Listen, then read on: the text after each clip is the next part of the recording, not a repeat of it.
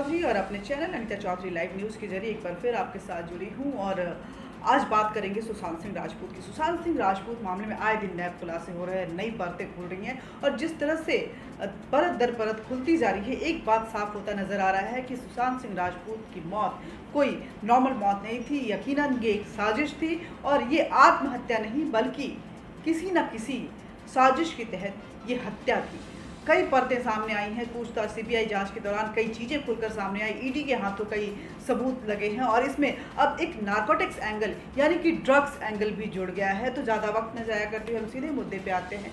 कई ऐसे सवाल हैं, मुद्दे की बात यह है कि कई ऐसे सवाल हैं जो महाराष्ट्र सरकार और मुंबई पुलिस को सवालों के घेरे में खड़ा कर रहा है कि जिस तरह से चीज़ों को इग्नोर किया गया, जिस तरह से इन्वेस्टिगेशन को एक लचर तरीके से आगे बढ़ने दिया गया, जिस तरह से लूप होल एक छोड़ा गया और जिस लीनियंसी के साथ हर किसी को एक्सेस दी गई, वो कहीं ना कहीं कई सवाल खड़े कर रहा है कि आखिर मुंबई पुलिस क्यों इतनी लीनियंट थी इस केस में। महाराष्ट्र पुलिस जो कि महाराष्ट्र सरकार की बात करें अगर, तो महाराष्ट्र सरकार जिस तरह से ये केस सीबीआई को नहीं देना चाहती थी, बार बार वो रिया चक्रवर्ती के पक्ष में बोल रही थी, ऐसा लग रहा था कि रिया चक्रवर्ती के महाराष्ट्र सरकार प्रवक्ता बनी हुई है। तो आखिर क्या ऐसे संबंध हैं महाराष्ट्र सरकार और रिया चक्रवर्ती के बीच जिसकी वजह से महाराष्ट्र सरकार को ऐसा लगता है कि रिया चक्रवर्ती को बचाना बेहद जरूरी है?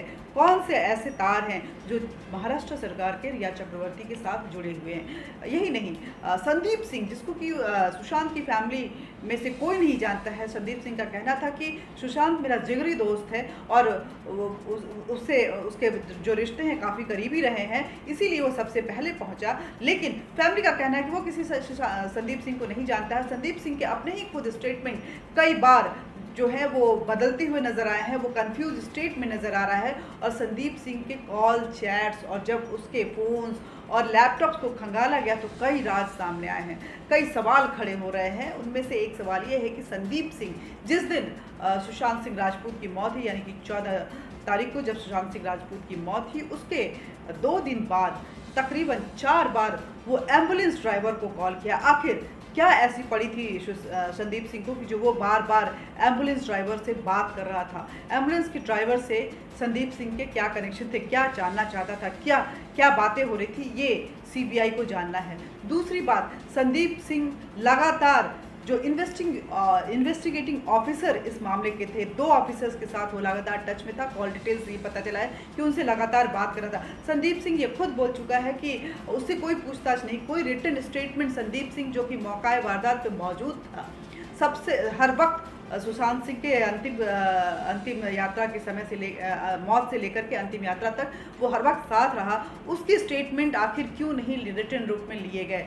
रिया चक्रवर्ती को संदीप सिंह बताता है कि वो नहीं जानते हैं, लेकिन कई ऐसे फोटोग्राफ्स, कई ऐसी चीज़ें, तथ्य सामने आ रहे हैं जो संदीप सिंह और रिया चक्रवर्ती के रिश्तों को मजबूती के साथ दर्शा रहा है। तो ये सारे सवाल हैं जिसको कि सीबीआई जो है वो जांच कर रही है, उस पर पड़ताल कर रही है और पूछताछ कर रही है और जानना चाहती है कि आखिर ऐसी क्या बात है कि मुंबई पुलिस इतना लचर रवैये से इस पूरे मामले को डील की। उन 2 इन्वेस्टिगेटिंग ऑफिसर्स को भी बुलाया गया है इंट्रोगेशन के लिए, सीबीआई ने अपने पास बुलाया है और इसको संदीप सिंह के स्टेटमेंट, उनके स्टेटमेंट, नीरज जो कुक है जो उसका जो स्टेटमेंट है, इन सब के साथ मैच करवाया जाएगा। साथ ही सबको एक साथ बैठा के भी इंट्रोगेट किया जाएगा ताकि जो स्टेटमेंट अलग अलग दिए हैं और जो एक साथ दे रहे हैं उसमें कितना वेरिएशंस आता है। हालांकि जो नीरज कुक है और जो चाबी खोलने वाला है और जो संदीप सिंह है, इन तीनों के स्टेटमेंट में कहीं कोई लिंक नज़र नहीं आ रहा है।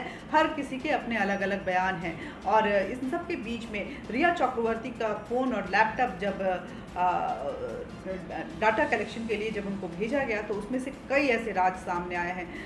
इसमें ड्रग्स एंगल भी सामने आए हैं। ऐसे ड्रग्स को लेकर के रिया चैट कर रही हैं कि ये ड्रग्स जो कि हिंदुस्तान में गैर कानूनी है, उनके बारे में पूछ रही हैं। उधर से चैट में जवाब मिल रहा है कि हाँ आप इसे दे सकती हैं, उसे दे दो। इसका रिजल्ट जो है 30 से 40 मिनट बाद आपको देखने को मिलने लगेगा। इसका इम्पैक्ट जो है वो नज़र आने लगेगा। और वो कौन है? वो सुशांत सिंह राजपूत है। तो इसका मतलब साफ है कि सुशांत सिंह राजपूत को रिया चक्रवर्ती दवाई के बहाने वो कहीं ना कहीं ड्रग्स दे रही थी, क्योंकि उसमें लिखा हुआ है कि आप पानी में या कॉफ़ी में मिला के इस ड्रग्स को दीजिए। तो ये इम्पैक्टफुल रहेगा और 4 से 5 बूंद दीजिएगा तो बेहतर रहेगा। और इसका इम्पैक्ट जो है 30 से 40 मिनट के बाद आना शुरू हो जाएगा। नारकोटिक्स डिपार्टमेंट को इसमें ऐड कर लिया गया है। ये देखा जा रहा है कि क्या कोई ड्रग्स माफिया के साथ भी इसका लिंक है कि नहीं। लेकिन महाराष्ट्र बीजेपी के नेता राम कदम की तरफ से एक बहुत बड़ा बयान है। उनका कहना है कि महाराष्ट्र सरकार जरूर किसी न किसी को बचाना चाह रही है, किसी बड़े नेता या अभिनेता का इसमें हाथ है। बॉलीवुड और दुबई का कनेक्शन कभी इनकार नहीं किया जा सकता है। बॉलीवुड और डॉन डी कंपनी ये हमेशा एक दूसरे के साथ कई बार नज़र आए हैं। पहले भी इनकी तहकीकात होती रही है, इनका पर्दाफाश हुआ है। और अभी भी ये जो जोड़ी है, ये जो अटैचमेंट है दुबई की डी कंपनी और बॉलीवुड का, ये कहीं ना कहीं इस पूरे मामले में नज़र आ रहा है। ऐसे में जो जांच है इस एंगल से भी होना चाहिए। महाराष्ट्र सरकार को ने जिस लचर रवैये से इसको हैंडल किया है और जो हलफनामा दिया, जो रिया चक्रवर्ती का हलफनामा कोर्ट में है और जो महाराष्ट्र सरकार का हलफनामा कोर्ट में है, कहीं ना कहीं वो दोनों बिल्कुल सेम है। एक स्पेलिंग की भी मिस्टेक नहीं है, एक शब्द का इधर उधर नहीं है। तो आखिर ये दोनों हलफनामा एक जैसा क्यों नज़र आ रहा है, जबकि दोनों के वकील, दोनों के एडवोकेट बिल्कुल अलग अलग हैं। तो ये दोनों अलग अलग पर्सनालिटी है। एक सरकार है तो एक को विक्टिम, एक को कल्प्रिट के रूप में, एक को एक्यूज के रूप में देखा जा रहा है। तो ये सारी चीज़ें हैं जिसका जवाब सीबीआई ढूंढ रही है। एम्स के डॉक्टर की जो टीम बनी थी, जो कि इस पे पूरे मामले पे ऑटोप्सी पे वो रिसर्च कर रही थी, उन्होंने तकरीबन 25 को सवाल हैं वो सीबीआई को लिख के भेजे हैं कि ये लूप होल्स हैं जिसके ऊपर आपको पूछताछ करनी है और तहकीकात करनी है। सीबीआई का कहना है कि जो एरिया था, जो कि जहाँ पे वो सील क्यों नहीं किया गया, जो जहाँ पे मौत की खबर आई थी, जो आत्महत्या था, जो इंसिडेंट एरिया है उसको सील किया जाना था। ये एम्स की रिपोर्ट में भी आया है कि वो कॉन्टेमिनेटेड हो चुका है, उसके साथ छेड़छाड़ हुई है और उस एरिया को हर किसी के लिए एक्सेस दिया गया है वहाँ पे ऑटोप्सी के लिए और पोस्टमार्टम के लिए। वो सारी चीज़ों को कलेक्ट नहीं किया गया जो कि किया जाना चाहिए था।